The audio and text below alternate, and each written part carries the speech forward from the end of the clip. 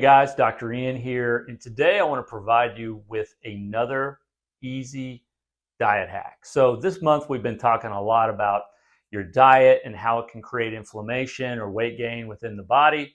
And today I want to talk about something that I use personally, but I also teach my patients, and that's what we call lateral moves. So a lateral move is a dietary change that's not that hard to do. So in other words, if somebody's struggling with their diet and they eat 4 Snickers every day, and I tell them, replace those 4 Snickers with 6 cups of broccoli. That is not a lateral move. They're not going to do it. It's not going to work. They won't have the willpower. And it's not an easy thing to do. It's not a lateral move. In other words, a lateral move is something you can do and barely notice you made the change. So some of the things that we do within our house at home to decrease our intake of unhealthy fats in terms of oils that we cook with, and then the amount of sugar we take in, we try to really limit unhealthy oils in our bodies, period. And then we really eat a fairly low carbohydrate diet. We're not crazy about it, but we really look out for any excess sugar in our body or in our diet, especially for our kids. They're crazy enough, they don't need more of it. So when we talk about decreasing sugar, most people understand, like, yeah, that's a good idea, but how do I do it? Well, there's things out there that make it easy. So if you talk about sugar, we all know that sugar is really bad for us. It creates excess calories, inflammation, weight gain, everything.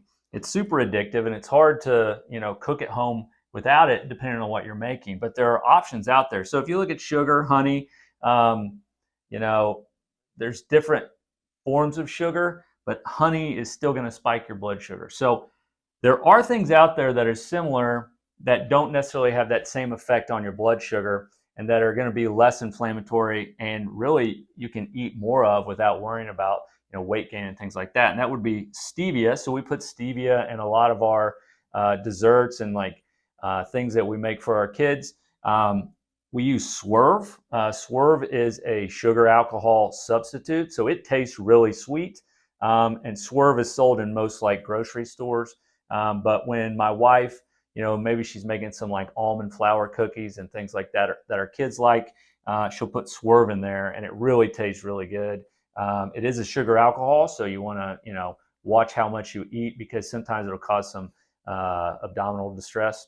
So you got to be careful with that. Swerve or sugar alcohols are really good for cooking if you're trying to decrease your sugar intake. And then monk fruit's another one. I don't like monk fruit as much, but these two is where we live at home. We've got plenty of this at the home. We cook with it all the time, and these really do a good job.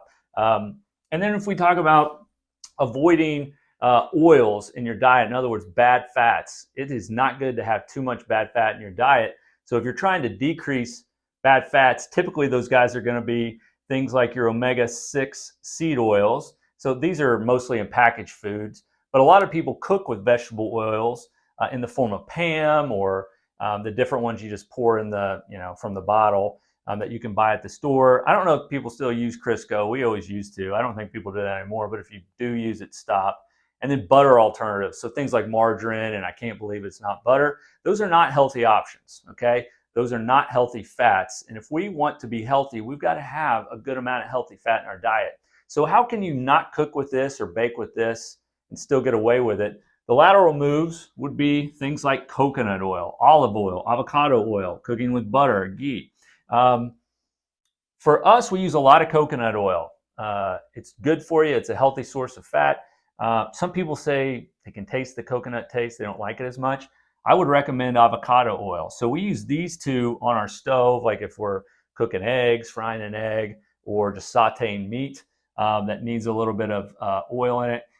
These are better at higher heats. Olive oil is great for you. It's better for low temperature foods. You don't want to ever see olive oil sizzle in your pan because you're probably getting it too hot and then you're going to lose the nutritional value. So this would be a low heat option. Higher heat options, you can get these in spray form now, which is pretty cool. It makes it easier. And then good old butter. We get butter from grass-fed cows. It's got a better fatty acid ratio within it. And then we do cook a little bit with ghee, not a ton, but that's another healthy option. So again, lateral moves are things you can do in your diet that you'll barely notice you made the change that can have a big effect. I'm telling you right now, if you get rid of the unhealthy oils and drastically reduce the amount of refined sugars and different sugars in your diet, and you replace them with things that aren't going to spike your blood sugar and that aren't pro-inflammatory and actually good for you, it can make a huge change in the way you feel and the overall health of your body.